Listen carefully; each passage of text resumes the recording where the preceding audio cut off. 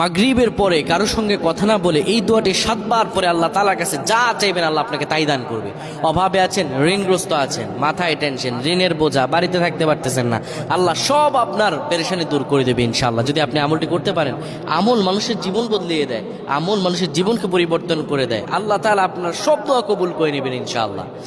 মাগরিব নামাজের পরে কিবলামুখী হয়ে থাকবেন, কারোর সঙ্গে কথা বলবেন না, কারোর সঙ্গে কথা না বলে কিবলামুখী হয়ে আপনি পড়বেন আল্লাহুম্মা আজিরনা মিনান নার, আল্লাহুম্মা আজিরনা মিনান নার, আল্লাহুম্মা আজিরনা মিনান নার।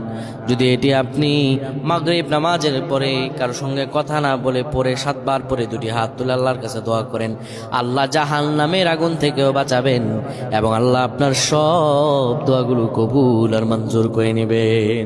আল্লাহুম্মা আমিন।